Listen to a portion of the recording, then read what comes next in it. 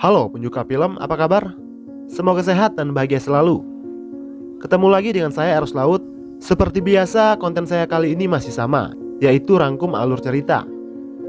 Film yang akan saya bahas kali ini adalah film thriller mantap-mantap yang cukup terkenal pada akhir 90-an. Berjudul Wild Things. Film ini tidak hanya dipenuhi dengan adegan-adegan yang berani, tapi juga punya plot twist yang sulit untuk ditebak. Oke, sebelum kita mulai eksekusi, jangan lupa subscribe, like, dan komen. Di awal film kita akan diperkenalkan dengan sosok guru BK berwibawa bernama Sam Lombardo. Di balik tampangnya yang lumayan good looking, Sam juga dikenal playboy oleh orang-orang yang tinggal di kota yang bernama Blue Bay ini. Meski begitu, tetap saja semua siswi-siswi di sekolah memuja-muja dan tergila-gila dengan dirinya, termasuk siswi cantik dan seksi bernama Kelly Pan Ryan. Kelly sendiri adalah anak sematawayang dari janda kaya pengusaha real estate bernama Sandra Pan Ryan. Sedari kecil Kelly memang sudah hidup bergelimang harta. Karena itulah dia terkenal manja karena selalu mendapatkan apa yang dia inginkan. Pada suatu hari Kelly menghampiri Sam dan menawarkan diri untuk mencuci mobil jeepnya pada minggu depan. Mencuci mobil guru adalah bagian dari hukuman bagi siswa yang melanggar peraturan sekolah. Kelly yang kebetulan berada dalam masa hukuman memanfaatkan hal itu agar bisa lebih dekat dengan Sam. Karena sudah menjadi peraturan sekolah, Sam pun mengiyakannya. Hari itu Kelly juga minta diantarkan ke rumahnya.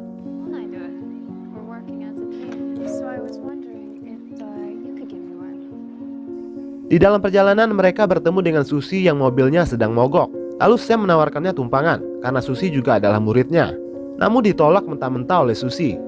Berbeda dengan Kelly, Susie mungkin adalah satu-satunya murid Sam yang tidak tertarik dengan ketampanannya. Bahkan bisa dibilang dia sangat membenci Sam, dengan alasan tertentu yang tidak dijelaskan. Setelah sampai di rumah Kelly, ibu Kelly menawari Sam singgah untuk sekedar minum saja. Namun Sam menolaknya dan buru-buru ingin pulang. Jadi dulu Sam pernah bekerja dengan Sandra sebagai montir memperbaiki kapal-kapalnya, yang kebetulan dulu juga pernah punya kedekatan khusus dengan ibu Kelly itu. Singkat cerita, pada minggu paginya Kelly dan temannya datang ke rumah Sam dengan pakaian yang super ketat. Tapi di rumah Sam juga ada pacarnya, yaitu Barbara, yang menginap di sana. Dia tampak kurang senang ada dua orang gadis seksi yang datang mengunjungi pacarnya. Tapi Sam meyakinkannya kalau dia menganggap Kelly dan temannya hanyalah sebatas murid saja, tidak lebih dari itu. Setelah Barbara pergi, Kelly dan temannya memulai aksinya mencuci mobil Sam dengan gaya yang menantang, sambil bermain-main dengan buih sabun.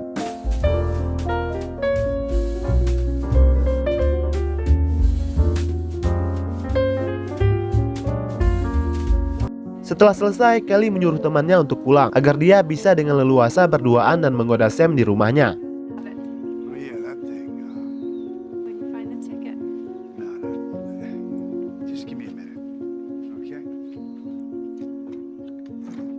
Kelly pun masuk rumah itu dengan keadaan basah kuyup karena baru saja selesai mencuci mobil, dengan gaya memancing-mancing Sam untuk mau bercocok tanam. Tak lama kemudian scene pun berganti dengan Kelly yang keluar dari rumah Sam dalam keadaan muka cemberut seolah sedang emosi. Tidak tahu apakah yang terjadi di dalam rumah bersama Sam. Entah dia ditolak mentah-mentah oleh Sam atau justru dimantap-mantap paksa. Tidak ada yang tahu apa yang benar-benar terjadi kecuali Sam dan Kelly sendiri. Keesokan harinya Kelly mengadu kepada ibunya kalau dirinya telah diperkaos oleh Sam. Mendengar pengakuan Kelly, Sandra sangat kaget. Dia tidak percaya anaknya telah digagahi oleh pria yang pernah berhubungan dengannya.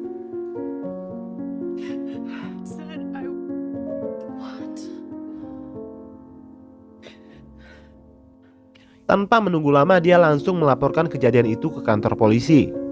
Sandra bilang bahwa Sam melakukan itu karena ingin balas dendam dengannya, karena dulu dia telah memutuskan hubungan dengan Sam secara sepihak.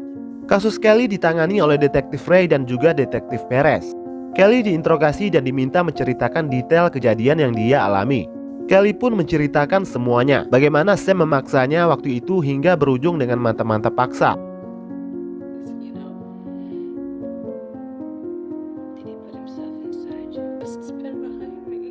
Setelah mendengar pernyataan Kelly, kedua detektif itu pun berdebat menanggapi pernyataannya. Karena tidak adanya bukti fisik, Detektif Perez menganggap kalau Kelly berbohong bahwa dia telah diperkaos. Mengingat Kelly adalah anak manja yang selalu ingin mendapatkan apa yang dia mau. Namun Detektif Ray malah menganggap sebaliknya. Dia menganggap kalau apa yang diceritakan oleh Kelly itu benar adanya. mengingat track record Sam yang meniduri banyak wanita termasuk ibu Kelly. Atas laporan itu, pihak Sandra Penilaian mendesak pihak sekolah untuk mengambil tindakan. Dan Sam Lombardo pun diskors dalam waktu yang tak ditentukan, sampai kasusnya menemukan titik terang. Teman Sam mengusulkan agar dia mencari pengacara handal untuk melawan tuduhan Kelly dan keluarganya. Sam yang merasa tak bersalah dan telah difitnah, tidak begitu yakin ada pengacara yang bisa mengalahkan Sandra Penilaian yang kaya raya dan kebal hukum. Meskipun begitu, dia tetap mencari pengacara untuk menangani kasusnya. Dia pun menemui pengacara yang terkenal eksentrik bernama Ken Bowden. Ken Bowden pun siap mendampinginya, tapi dengan bayaran yang tidak sedikit tentunya.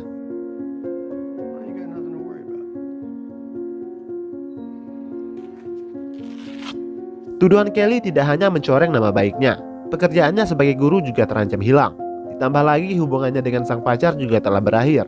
Yang lebih parah lagi, dia juga babak belur dihajar oleh orang suruhan Sandra Penilaian.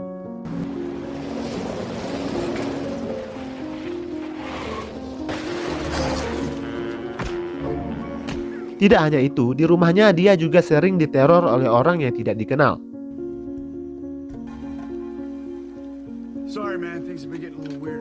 Sementara di tempat lain, detektif Ray dan Perez ditelepon oleh Susie, salah satu siswi Sam yang mengaku juga menjadi korban pelecehannya. Kedua detektif itu pun mendatanginya, dan Susie pun dimintai keterangan. Susie menceritakan kejadian yang dia alami sekitar setahun yang lalu, di mana Sam memaksanya bermantap-mantap. Pantas saja di awal film tadi dia menolak ajakan Sam untuk menumpangi mobilnya.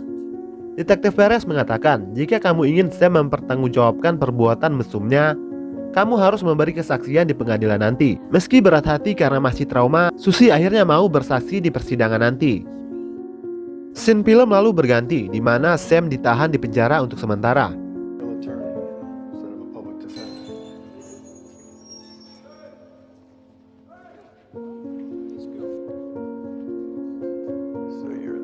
Beberapa hari kemudian, sidang pertama pun digelar, di mana korban yaitu Kelly diminta menjadi saksi.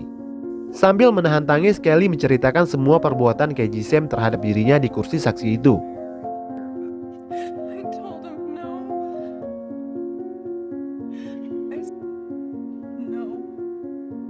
Dan besoknya Susie pula yang diminta menjadi saksi atas tuduhan yang dia buat.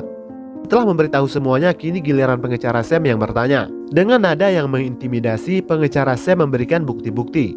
Saat hari di mana Susie bilang kalau dia telah diperkaos oleh Sam, yaitu tanggal 23 April tahun lalu, Sam sedang tidak berada di rumah. Karena saat itu dia sedang liburan dengan pacarnya ke Hawaii. Sementara Susie sendiri sedang berada di pusat rehabilitasi karena dihukum atas sikap buruknya. Karena terus dipojokkan oleh pengacara Sam dan diancam kalau dia memberi kesaksian palsu, maka kemungkinan besar dia akan dimasukkan lagi ke dalam pusat rehabilitasi. Karena ketakutan, Susie akhirnya mengaku kalau dia telah berbohong. Dia melakukan itu karena dendam dengan Sam, di mana dulu Sam tidak membelanya saat dia ditangkap dan dimasukkan di pusat rehabilitasi. Padahal dulu mereka berteman. Susie juga mengaku kalau dia bersekongkol dengan Kelly untuk menjebak Sam Lombardo. Motifnya juga sama, yaitu dendam. Susie bilang kalau Kelly sudah lama jatuh cinta dengan Sam, sementara Sam justru lebih memilih meniduri ibunya yaitu Sandra Penilaian. Mendengar itu, Kelly mengamuk dan melempar Susie dengan gelas kaca.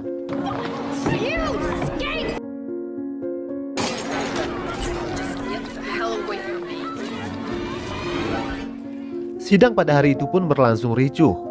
Sam pun akhirnya terbukti tidak bersalah. Dia terbebas dari segala tuduhan.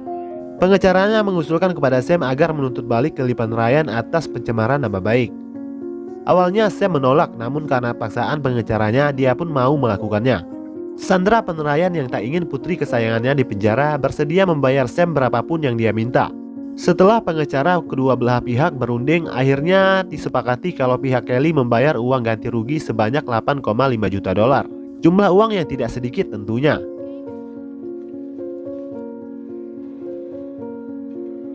Nice to see you, Tom. Come by. Meskipun terbukti tidak bersalah, Sam tetap memilih untuk berhenti dari pekerjaannya sebagai guru. Di sekolah dia diserang oleh Kelly yang menuduhnya pembohong.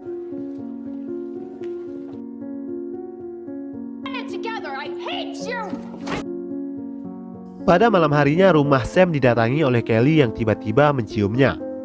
Dan yang lebih mengejutkan lagi, ada Susie yang juga datang ke sana. Ternyata, di sini kita baru tahu mereka bertiga ini bersekongkol untuk menjebak Ibu Kelly. Ternyata uang 8,5 juta dolar yang didapat Sam itu akan dibagi bertiga. Kelly sengaja menyusun rencana agar mendapatkan uang warisan dari kakeknya tanpa harus menunggu ibunya tewas dulu. Karena takut uang warisannya habis karena dihamburkan oleh ibunya untuk berpoya-poya dengan lelaki muda termasuk Sam. Sam bilang kalau mulai malam ini mereka bertiga tidak boleh terlihat bersama-sama lagi. Dan Sam pun mengajak Kelly dan Susie untuk bercocok tanam bertiga seperti yang sering mereka lakukan. Di tempat lain, Detektif Ray dan Perez mencurigai ada kejanggalan dari kasus Sam dan Kelly. Dia curiga kalau ini hanyalah akal-akalan Kelly dan Sam agar dapat uang tuntutan dari Ibu Kelly. Detektif Ray pun diam-diam menyelidikinya. Dia mengintai gerak-gerik Sam.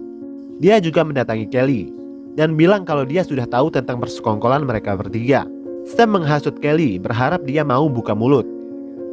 Ray bilang kalau Sam dan Susie akan mengkhianatinya dengan melarikan uang bagiannya. Namun Kelly tampak tidak termakan oleh ocehan Ray itu. Sementara Susie juga didatangi oleh Ray dan juga mengancam hal yang sama seperti Kelly, kalau Sam dan Kelly telah mentransfer seluruh uang yang mereka dapat ke rekening luar negeri tanpa memberikan bagiannya. Mendengar itu, Susie tampaknya percaya dengan ucapan Ray. Dia pun menelpon Sam untuk mengajak bertemu, namun tidak diangkat oleh Sam. Lalu dia buru-buru menemui Kelly. Tanpa dia sadari, Ray mengikutinya dari belakang. Sesampainya di sana, Susie langsung marah-marah dan menuduh Kelly telah mengkhianatinya. Melihat Susie yang mengamuk, Kelly ketakutan. Dia langsung memberitahu hal itu kepada Sam. Lalu Sam mengajak mereka bertiga bertemu di suatu tempat untuk memberikan uang bagian masing-masing.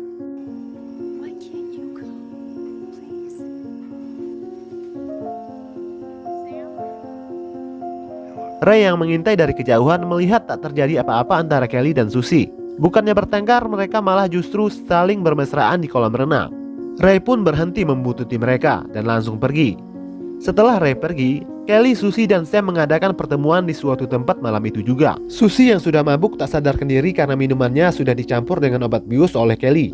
Lalu Sam membawa Kelly yang pingsan ke suatu tempat. Ada adegan di mana seseorang menghabisi Susie. Susie pun akhirnya tewas. Lalu Sam dan Kelly memasukkan jenazahnya ke dalam mobil dan menguburnya di suatu tempat.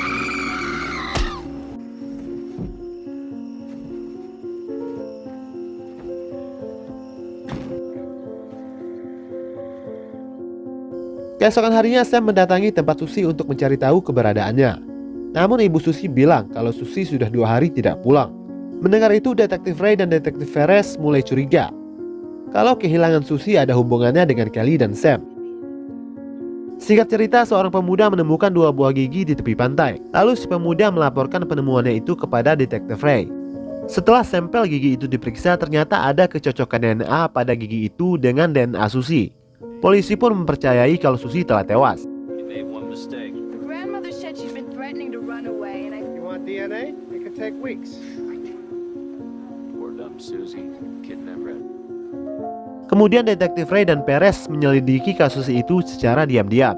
Mereka berdua pun lalu berpencar. Detektif Perez menginterogasi Sam, sementara Detektif Ray menginterogasi Kelly. Sam memberitahu Kelly kalau Detektif Ray akan menginterogasinya tentang penemuan gigi Susie dan meminta Kelly agar tidak gegabah menjawab pertanyaan Ray. Namun Kelly justru merasa sebaliknya. Dia tampak gelisah malam itu. Sesampainya Ray di sana, dari luar pintu, Ray dan Kelly tampak saling bergelut hingga menyebabkan bahu Ray tertembak. Sementara Kelly tewas di tempat kejadian.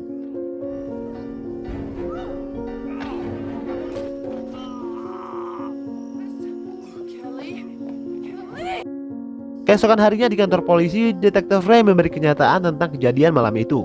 Ray bilang kalau Kelly lah yang menyerangnya lebih dulu, hingga dia terpaksa menembak Kelly hingga tewas. Atas kejadian itu, Detektif Ray dipecat secara tidak hormat dari jabatannya karena telah dengan gegabah menginvestigasi tersangka tanpa surat-surat penggeledahan hingga menewaskan tersangka.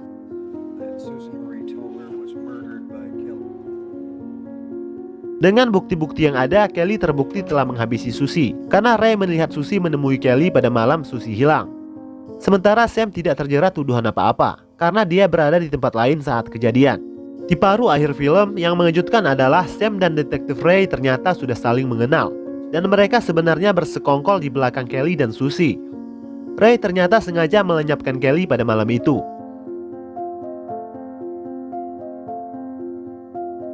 Sementara Sam melenyapkan Susie agar uang 85 juta dolar milik Kelly hanya jatuh ke tangan mereka berdua saja tanpa harus membaginya kepada Kelly dan Susie.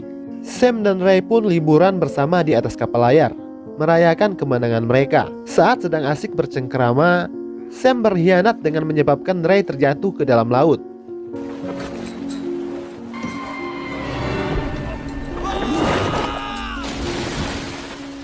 Sekuat tenaga, Ray meraih tepi kapal dan berusaha untuk naik lagi. Sesampainya di atas, secara tiba-tiba Susie muncul dan menembaknya hingga tewas. What happened? No, I'm not. Davy. Dan ternyata lagi, Susie sebenarnya tidaklah tewas. Sam sengaja mengatur rencana seolah-olah Susie-lah yang dikuburnya bersama Kelly pada malam hari itu, dengan meninggalkan bukti gigi Susie yang dicabut secara paksa dengan tang, agar Susie dan Kelly bisa menikmati uang itu sendiri tanpa harus membaginya dengan Kelly dan Ray. Apakah plot twistnya sudah habis? Belum, masih ada lagi. Sam berakhir tewas karena diracun oleh Susie dari minuman yang diminum oleh Sam. Okay, Dollar. I want to trim this gribble. Poison. Dan Sam pun hanyut di laut lepas bersama dengan Ray. Dan pada akhirnya Susie-lah pemenangnya. Dan akhirnya dialah yang mendapatkan uang 85 juta dolar itu sendirian. Pengacara yang membela Sam di awal tadi ternyata juga sudah bersekongkol dengan Susie dari awal. Dialah yang akan mengurus identitas baru Susie. Dan film pun berakhir. Semoga kepala kalian tidak pusing dengan plot twistnya yang berlapis-lapis. Mudah-mudahan juga kalian mengerti dengan penjelasan saya. Pesan moral dari film ini adalah keserakahan akan menghancurkan hidup kita. Sampai jumpa lagi di next video.